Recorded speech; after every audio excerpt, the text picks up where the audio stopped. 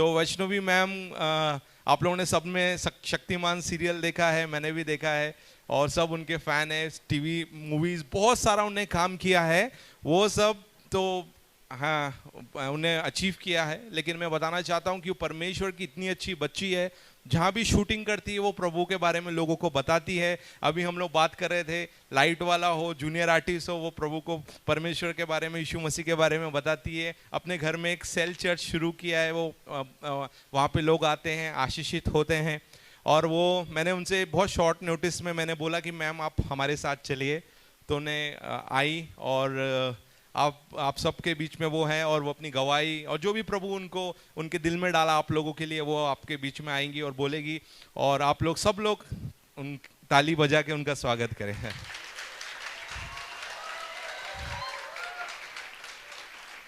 आप सब मेरे बारे में तो जानते ही हो, और ज़रूरी नहीं है कि जानते हो। विक्रांत ब्रदर ने बताया मेरे बारे में, लेकिन हो सकता है बहुत लोग टीवी नहीं देखते हो। मैं टीवी और फिल्म एक्ट्रेस हूँ, और जो कुछ भी मैं आज आपसे बांटने जा रही हूँ उसी का एक हिस्सा है। मेरे जीवन में जो कुछ भी हुआ वो भरोसे से बहुत जुड़ा हुआ है, इसलिए मैं आपके साथ भरोसे के बारे में कुछ बांटना चाहती हूँ। 33 मत्ती 6:33 परमेश्वर के राज्य को खोजो, सत्य को खोजो, और तुम्हारी सारी ज़रूरतें पूरी होंगी। क्या होगी? पूरी होंगी। अगर आप मेरे पूरे जीवन को एक छोटे से इसमें डालना चाहते हो वचन में, तो वो ये है, परमेश्वर के राज्य को खोजना, उसके सत्य को खोजना। अब मेरी शुरुआत कहाँ पर हुई? मैं कभी एक्टर नहीं बनना चाहती थी। आप हैरान होंगे, आपको लगता होगा ये बचपन से ही सपने देखती होगी एक्टर बनने का, इसलिए एक्टर बन गई। मैं आप लोग से इसलिए बांट रही हूँ क्योंकि कभी कभी हम सोचते हैं कि हमारे जीवन में ऐसा होना चाहिए, लेकिन परमेश्वर की योजना आपके लिए उससे बेहतर होगी अगर आप उस पर भरोसा करोगे तो। किस तरह का भरोसा? वो बच्चे की तरह। किस तरह का भरोसा? उस कुर्सी पे बैठने वाला भरोसा, अपने जीवन की गाड़ी का ड्राइवर उसे बनाना। आमीन। तो मेरी शुरुआत जब हुई, मैं बहुत छोटी थी, 11 साल के एज में। मैं अन्य जाति से आती हूँ। 11 साल के एज में मेरे को बहुत सारे सवाल आ गए कि बहुत सारे भगवान हैं, बहुत सारे देव देवता हैं, तो सच्चा परमेश्वर कौन है?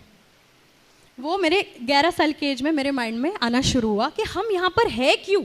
हम खाते पीते, शादी करते, बच्चे होते, फिर वो भी बड़े हो जाते, फिर उनका हम देखते, इंश्योरेंस करते, ये करते, वो करते, फिर हम भी चले जाते। मकसद क्या है जीवन का? ये 11 साल की एज में है ना। यहाँ पे बहुत सारे ऐसे होंगे, है कि नहीं? आपको भी बहुत कम उम्र में ये बात आई होगी माइंड में, क्योंकि ये बात है ना, प्रभु ने हमारे लिए एक योजना बनाई, इसलिए वो हमारे माइंड में वो चीज़ आती है, क्योंकि वो हमें कहीं ले जाना चाह रहा है। और उस वक्त मुझे यीशु के बारे में कुछ भी नहीं पता था। मैं उस मार्ग में चल ही नहीं रही थी, और ना ही मुझे इंटरेस्ट था। मैं सच कह रही हूँ आपको, मैं बहुत ही साधारण इंसान हूँ, आप ही की तरह हूँ, सब कमज़ोरियों के साथ। मैं वैसे ही थी जैसे आप हो, वैसे ही हूँ। तो मेरे को यीशु में जाना ही नहीं था। मेरे को चिढ़ आती थी एक्चुअली यीशु के नाम से, और कोई मुझे बोलता बाइबल पढ़ो तो मैं बोलती थी नहीं चाहिए, ऐसी थी मैं। लेकिन बाकी सब पढ़ती थी मैं, 6 बार मैंने पढ़ लिया बाकी सब किताबें। क्यों? मुझे इंटरेस्ट था जानने के लिए सच्चा परमेश्वर कौन है, सच्चा परमेश्वर कौन है। एक दिन मैं बहुत ही निराश हो गई। मैं टेरेस पर गई, अपने बिल्डिंग के, वो बंगला था हैदराबाद में, हाँ, बाजू वाले के बंगले में। हम लोग के पास बंगला भी नहीं था, हम लोग छोटे से घर में रहते थे। तो वो बंगले पे गई और मैंने फूट फूट के रोना शुरू किया। हमारे लाइफ में वैसे भी बहुत प्रॉब्लम्स चल रही थी। फूट फूट के रोना शुरू किया और मैंने बोला, तू कौन है? तू मुझे बता, मैं जानना चाहती हूँ तू कौन है। ऐसे आसमान को देख के मैंने बोला, तू अदृश्य परमेश्वर, मैं नहीं जानती तू कौन है, पर तू मुझे बता। मैं तेरे को कोई नाम नहीं देती, कोई धर्म नहीं देती हूँ, बट तू मुझे अपने आप को प्रकट कर। मैं सब कुछ तेरे हाथों में छोड़ती हूँ। अब आगे क्या होगा तू ही देख ले, तू मुझे बता तू कौन है, बस।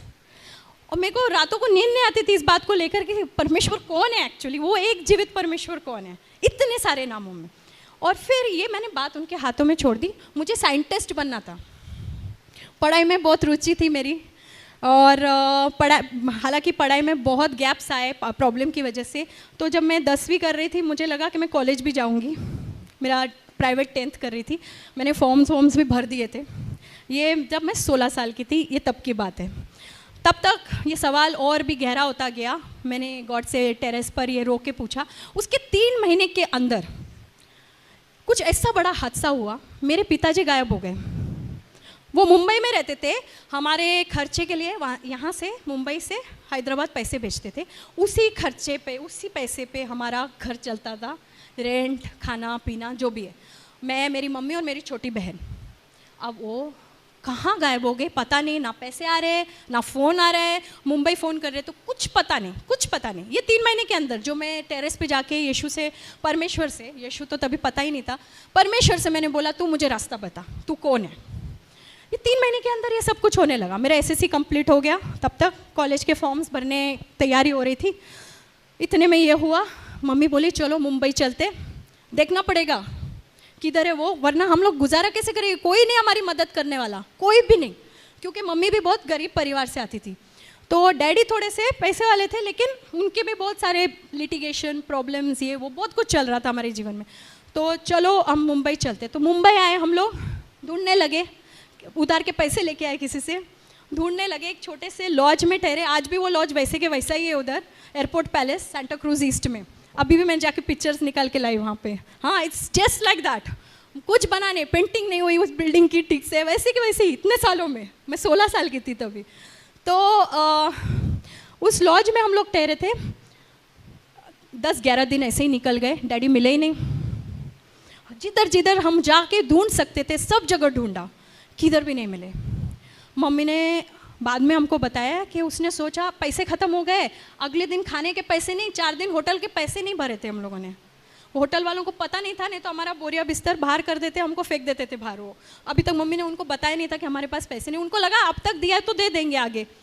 फिर मम्मी ने बताया कि उन्होंने प्लानिंग बनाई थी हमें जहर देकर हमको ख़त्म करना, खुद भी ले लेती थी अगले दिन, ऐसा उनका प्लान था। लेकिन उन्होंने सुना था यीशु के बारे में बहुत पहले। वो यीशु को मानती थी लेकिन पूरा सब छोड़ छाड़ चुकी थी। और अब उन्होंने सुना था एक चर्च के बारे में, तो वो बोली कि चलो चलते। तो मैंने बोला मेरे को नहीं आना है, मैं क्यों आऊँ, मेरे को ये कौन है ये परमेश्वर, मेरे को नहीं पता, ये खुद सूली पर है, ये मेरी क्या मदद करेगा, ऐसा मैं सोचती थी। और बोले नहीं तुम चलो, तुम लोग को मैं अकेला नहीं छोड़ सकती है होटल रूम में, तुम चलो, तुम लोग बाहर खड़े रहना, अंदर मत आना, तुमको नहीं विश्वास है। मैं बाहर ही खड़ी रही, मैं अंदर नहीं गई।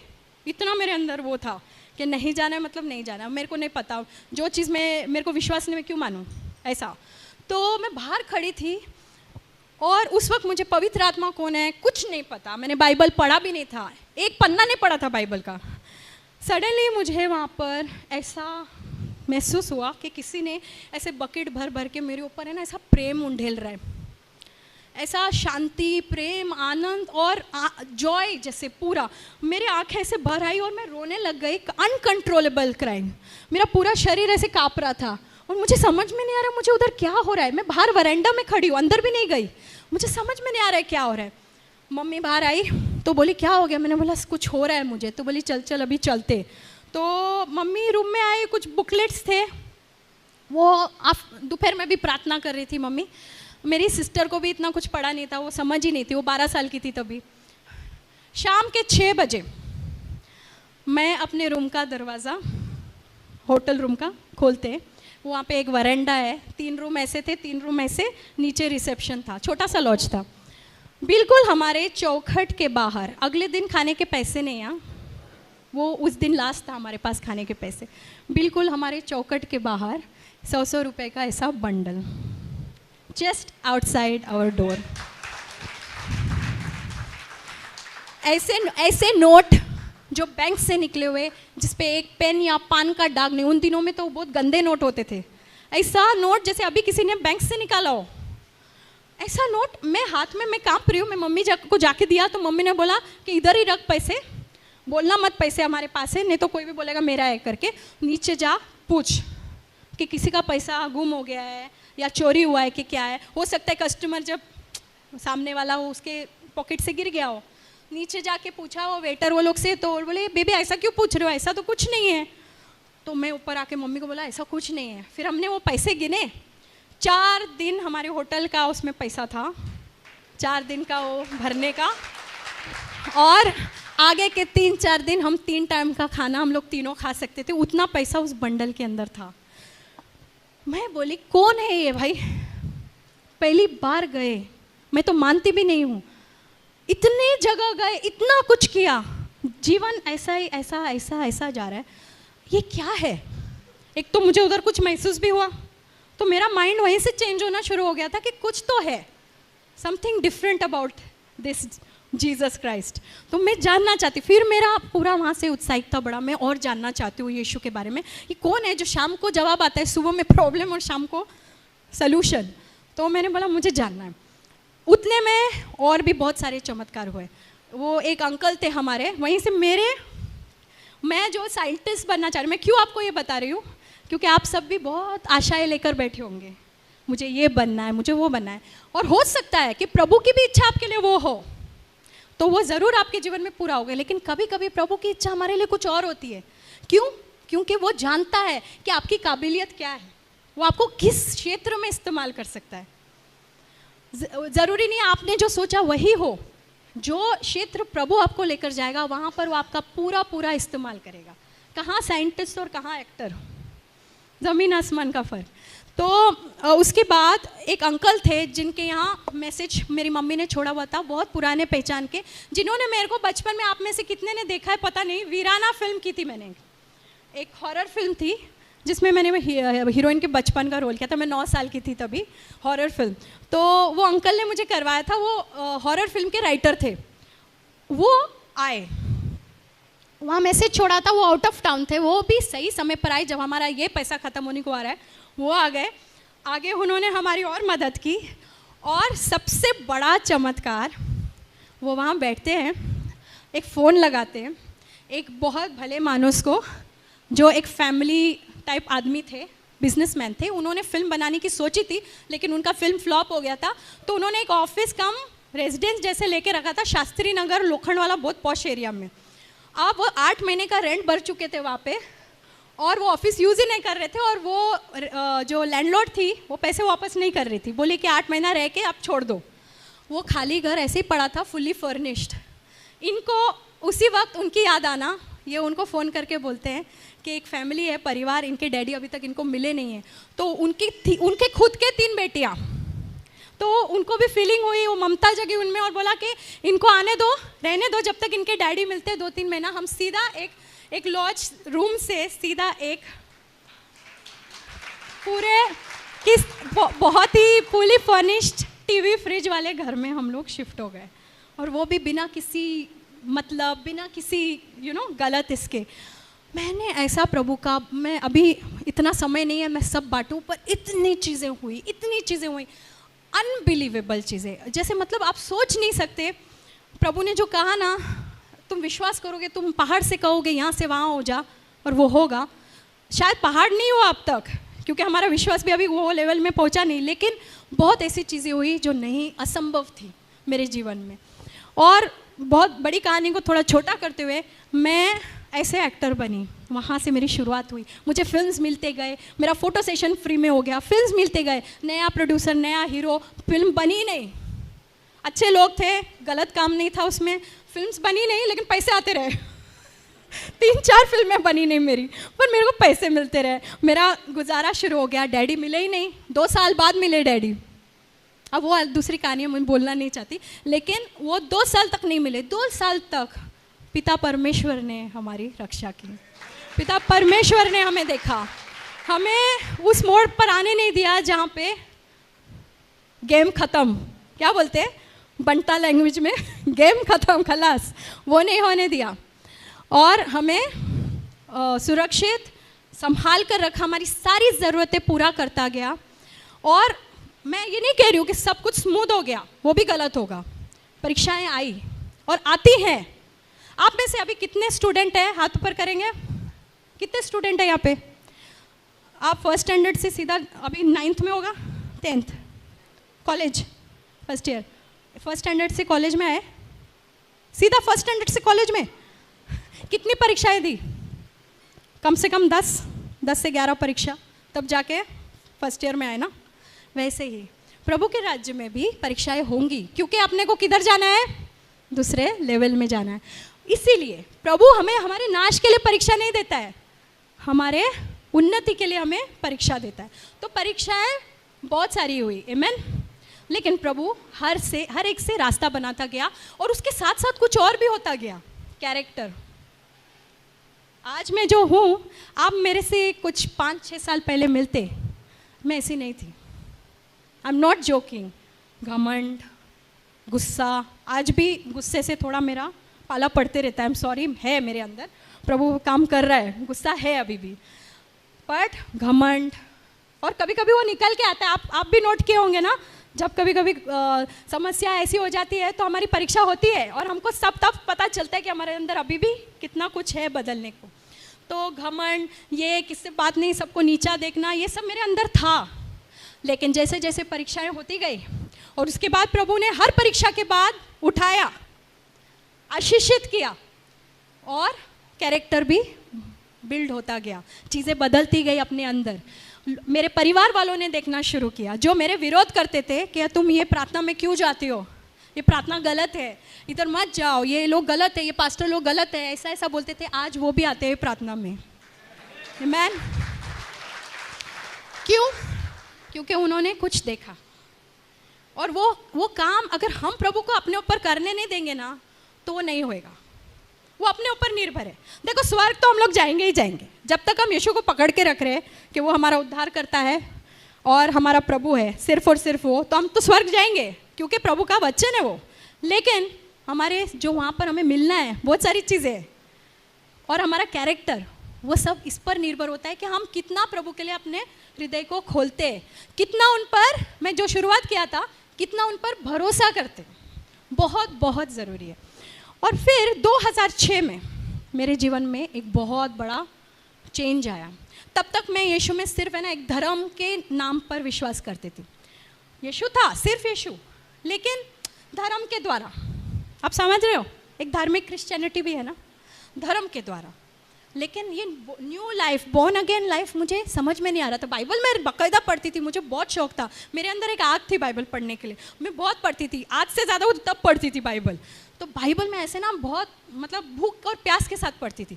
तो मेरे को बहुत सारी चीज़ें दिखती थी, लेकिन वो जहाँ मैं जाती थी प्रार्थना में, वहाँ वो चीज़ें मेरे को नहीं दिख रही थी, बदलाव, चेंज, वो मिरेकल्स लाइफ में, मिरेकल्स इन द सेंस के चंगाइयाँ जो यीशु बोलता है आज भी होगा मेरे नाम में, वो सब मुझे नहीं देखने को मिल रहा था। मैं फिर से सवाल मैंने यीशु से किया कि प्रभु कुछ और है, बताओ मुझे, कुछ तो है, कुछ गड़बड़ है, क्योंकि आपका वचन सच्चा है, आप सच्चे हो, लेकिन कुछ तो है जहाँ सही नहीं जा रहा है। और फिर प्रभु ने बोला अब ये रेडी हो गई है, मैंने बोला ना लेवल होता है, अब ये रेडी हो गई है वहाँ आने के लिए। पहले भी लोगों ने मुझे बुलाया था, लेकिन मैं बोलती थी ये लोग है ना सब ब्रेन वॉशिंग करते, मैं नहीं जाऊँगी हमारे न्यू लाइफ फेलोशिप और बॉर्न अगेन चर्च में होते, नहीं जाऊँगी नहीं जाऊँगी नहीं जाऊँगी। एक दिन रात को प्रभु ने मुझसे, वो मेरे से बात करते थे हाँ वचन के द्वारा, और मुझे बोला जाओ मैं भेज रहा हूँ तुमको। तो मैं गई, वहाँ पे तुम्हारी उम्र का 19 साल का एक लड़का, पहली बार मैं गई, वो आया था, सीजू मैथ्यू उसका नाम, वो आया केरला से, और वो खड़ा है माइक पर, और मैं बोल रही हूँ मेरे से बहुत छोटा, और वो ऐसे बात कर रहा है जैसे वो 70-80 साल का आदमी, बहुत सारा ज्ञान लेकर। मैं बोली कौन है भाई, और मेरे सारे सवालों का जवाब वो दे रहा है माइक पर। और उस वक्त तक ना मुझे ये सब मेरा बिलीव नहीं होता था कि पवित्र आत्मा के द्वारा आप नीचे गिर जाते हो, और उनके स्पर्श से आप आप भर दिए जाते हो, अनॉइंटिंग का मुझे इतना समझ नहीं था। तो वहाँ मैं देख रही थी, जब प्रार्थना खत्म हुआ सब लोग ऐसे आगे जा रहे हैं और सब गिर रहे नीचे, मैंने बोला ये मेरे हो ही नहीं सकता, क्योंकि ये रियल नहीं है, ऐसा मेरा माइंड सेट ऐसा था। मैं आगे गई और उन्होंने मेरे को छुआ भी नहीं, उसका आंख बंद था वो ब्रदर का, और वो ऐसे आंख बंद करके बोलता है बेटी क्या चाहिए आपको, इंग्लिश में बोलते हैं। मैं बोली बेटी, ये मेरे से कितना छोटा है एज में, मुझे बेटी बोल रहा है। तो मैंने बोला ये नहीं है, ये ज़रूर प्रभु बोल रहा है इसके ज़रिए। मैंने बोला मैं चाहती हूँ कि यीशु मेरे जीवन का पूरा नियंत्रण ले ले, ऐसा मेरे मुंह से निकला, पता नहीं क्यों उस वक्त वो मैं भर गई थी उससे। मेरा पूरा नियंत्रण यीशु ले ले। उसने बोला ऐसा ही हो तुम्हारे साथ, सिर्फ इतना बोला वो ब्रदर ने, एक हवा का झोंका जैसे आया और वो बपतिस्मा था पवित्र आत्मा का। मैं नीचे फ्लैट ज़मीन पर, प्रेज गॉड। और मैंने बोला ये क्या है, अमेजिंग एक्सपीरियंस। मैंने बोला क्या है ये, और फिर मैंने जाना, पहली बार मेरी आंखें खुल गई। इतनी बार बाइबल पढ़ा, ऐसा होता है ब्रदर सिस्टर, ऐसा होता है कि हम 10 बार भी बाइबल पढ़ते लेकिन हमारी आंखें खुलती नहीं है। वही वचन मैंने कितनी बार पढ़ा कि यीशु हमारे पापों की क्षमा के लिए धरती पर आया, क्रूस पर मारा गया, गाड़ा गया, तीसरे दिन जिंदा हुआ ताकि हमें अनंत जीवन मिले, लेकिन मेरी समझ में नहीं आया था तब तक। हाँ, यीशु को मानती थी, मुझे पता था कि यही सत्य मार्ग है, बाइबल ही सच्चा है, लेकिन ये आंखें खुली नहीं थी। उस दिन मेरी आंखें खुल गई और मेरा उद्धार हुआ, और उसके बाद फिर मेरा जीवन बहुत बहुत अलग हो गया। अब सिर्फ चीज़ें और मटेरियल चीज़ों के लिए नहीं, आत्मिक उन्नति चालू हो गई। पहले तो बहुत सारी चीज़ें लाइफ में हुई, सक्सेस मिला, मैं एक्टर बन गई, बहुत कुछ हो रहा था, लेकिन आत्मिक उन्नति नहीं हो रही थी। वो वहाँ से शुरुआत हुई 2006 से, एग्जैक्टली 2006 दिसंबर से। और धीरे धीरे हर एक साल प्रभु मेरे जीवन में नई नई चीज़ें करता गया, आत्मिक क्षेत्र में बढ़ाता गया। पिछले चर्च में जो मैं जाती थी, धार्मिक चर्च में, बोला गया था अरे ये अच्छी नहीं है। मैं सच बोल रही हूँ, और सही मायने में मैं आपको बताऊँ, मैं अपने आप को बहुत सिद्ध नहीं बताना चाहती हूँ, उस समय में सही में मेरा जीवन अच्छा नहीं था। पाप से मैं बहुत जूझ रही थी। हमारा कैसा लाइफस्टाइल होता है इस इंडस्ट्री में, तो बहुत सारी चीज़ों में उलझी हुई थी और स्ट्रगल था मेरा। वो सब यीशु के आने से, उसके वो एनोइंटिंग से, उसके वो उद्धार वाले वो स्पर्श से सब खत्म हो गया उस दिन से। Praise the Lord. जो पीने का शौक था, जो पार्टी का शौक था, मैं नहीं कह रही हूँ सब पार्टी गलत होती है, हमारे बर्थडे पार्टीज होती है, आप ऐसा मत सोचो कि बर्थडे पार्टी में भी जाना गलत होता है, नहीं, लेकिन वो एक माहौल होता है पार्टी का। वो सारी चीज़ें धीरे धीरे ना अपने आप, कोई बोला नहीं। हमारे एक बार में मेरे पास्टर्स ने मुझे कभी पूछा नहीं कि वैष्णवी, रिबेका तुम, ये मेरा सेकंड नाम रिबेका है, रिबेका तुम ये फील्ड में हो, तुम क्या ऐसे कपड़े पहनती हो, क्या तुम ऐसी जगह जाती हो, क्या तुम शराब और ये सब पीती हो, सिगरेट फूकती हो? कभी एक बार भी मुझसे पूछा नहीं। लेकिन सिगरेट तो नहीं फूकती थी, लेकिन बाकी चीज़ें तो थी।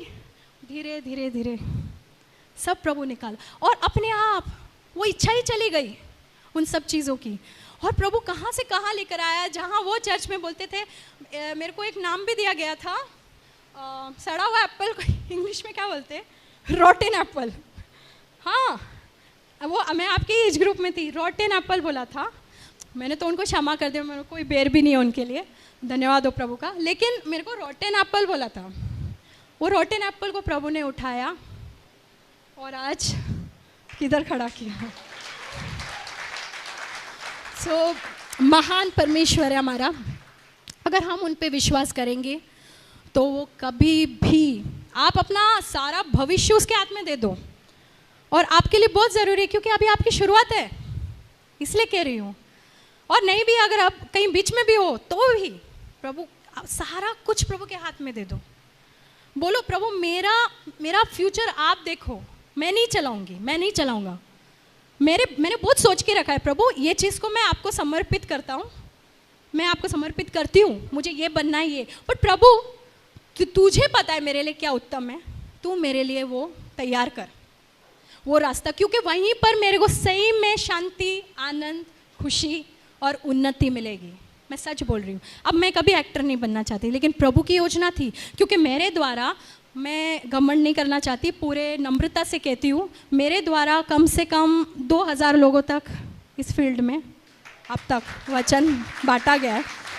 और कई लोग घर पे आते हैं, फोटोग्राफ लेके आते हैं एक्टर बनने के लिए, भेजे गए मेरे घर पे, आज वो मिनिस्टर बन गए हैं। तो धन्यवाद हो प्रभु का। क्यों? मैं तो कहाँ साइंटिस्ट, कहाँ लैब में मैं कुछ कर रही होती, या वो टेलीस्कोप में कहीं देख रही होती अंतरिक्ष में।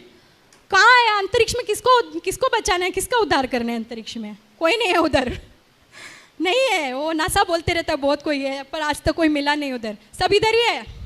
यहीं पर करना है, यहीं पर प्रभु का कार्य करना है, यहीं पर वचन बांटना है, यहीं पर हमें प्रभु की योजना अपने जीवन में पूरी करनी है। और सही मायने में हमारी सबसे बड़ी योजना जो प्रभु बोल के गया है कि तू मेरे राज्य को खोज, यानी कि तू वचन बांट दुनिया के छोर तक, मैं सदा तेरे साथ हूँ। वो सबसे बड़ा जो आज्ञा प्रभु ने दिया है वही हमारे जीवन की सबसे बड़ी योजना है। चाहे हम जीवन के कोई भी क्षेत्र में क्यों ना हो, आप स्कूल में होंगे, आप कॉलेज। अब मेरी बेटी का उदाहरण, आज वो इधर आई नहीं, वो 16 साल की है, इसलिए मैं जानती हूँ, मैं आप लोग के जीवन से बहुत ही मतलब वंचित हूँ मैं, कि आप किस दौर से गुजरते हो ये इस वक्त और आज के दौर में, क्योंकि मेरा दौर कुछ और था। तो मेरी बेटी भी 16 साल की है, सारे स्ट्रगल सब मैं जानती हूँ। तो वो मेरे को स्कूल में बुलाया गया था, क्योंकि उसका 8 साल में उसका उद्धार हो गया था। मेरे को स्कूल में बुलाया गया था कि आपकी बेटी वचन बांटती है, ज़रा उससे कहो कि ना बांटे। तो ये है प्रभु की योजना, उसके लिए ना तो कोई उम्र है। और मुझे अच्छा लगा, मैं उनके सामने तो चुप थी, लेकिन अंदर से मैं बहुत खुश हो रही थी कि सही मार्ग पे चालू हो गया उसका चलना। तो अच्छा कंप्लेन, ये बहुत अच्छा वाला कंप्लेन था। तो वही है, हाँ, जो माँ बाप यहाँ बैठे, हम अपने बच्चों को सबसे बेस्ट क्या दे सकते हैं? प्रभु यीशु। अगर उनको शुरुआत से प्रभु यीशु दे दिया ना, स्ट्रगल होंगे, मैं नहीं कह रही नहीं होंगे, क्योंकि दुनिया देखो कैसी हो गई है, मीडिया, सोशल मीडिया साइट्स, बहुत कुछ है वहाँ पर खींचने के लिए। लेकिन अगर यीशु उनके दिल में बस गया ना, वो संभाल लेगा सब कुछ। मैं सच कह रही हूँ, अपने बच्चों को भी संभाल लेगा, हमको ज़्यादा टेंशन लेने की भी ज़रूरत नहीं है। और जवान लोग जो यहाँ बैठे हैं, जो अभी शुरुआत कर रहे हैं, आप अपना जीवन अगर प्रभु को दोगे पूरी तरह से, तो वो आपका इस्तेमाल करेगा। वो ऐसा नहीं है यूज़ एंड थ्रो, वो कभी ऐसा नहीं करता, यूज़ एंड थ्रो नहीं करता। वो यूज़ आपको करता है आपके ही भले के लिए, आमीन, और आपके पड़ोसी के भले के लिए। तो हम सब के लिए ही करता है जो भी करता है, क्योंकि ना तो हम उसमें कुछ एक चीज़ डाल सकते और ना ही एक चीज़ यीशु से निकाल सकते। तो कभी हमें ये नहीं सोचना मैं उसके लिए इतना कुछ कर रहा हूँ। हम यीशु के लिए कभी कुछ नहीं कर सकते, कभी भी नहीं। हम लोग कभी घमंड नहीं कर सकते कि हमने यीशु के लिए ये किया वो किया। तो बस मेरी आप सबसे यही गुजारिश है, सारे जवान लोग यहाँ पे, कि आप अपना जीवन यीशु को दो और पूरा भरोसा करो, एक बच्चे की तरह जो अपने आप को अपने माँ बाप के हाथ में ऐसे फेंक देता है, वैसे यीशु के हाथ में फेंको। मैं ये नहीं कह रही हूँ कि ये आसान होगा, मेरा भी बहुत स्ट्रगल रहा है, खास करके फाइनेंस के क्षेत्र में, क्योंकि शुरुआत से मेरे जीवन में फाइनेंस की ही चैलेंज रही है।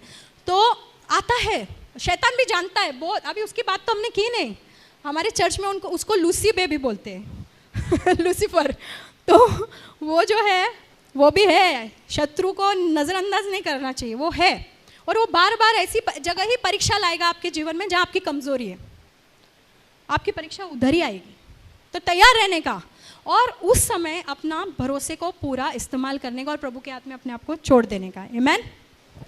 और फिर देखना प्रभु आपके भविष्य को, क्योंकि यीशु का वचन बाइबल ही कहता है कि मेरे पास तेरे लिए एक योजना है तेरे भविष्य के लिए, ना कि जरमाया में है आई थिंक, ना कि तेरे सर्वनाश के लिए। एक अच्छी योजना है, आमीन।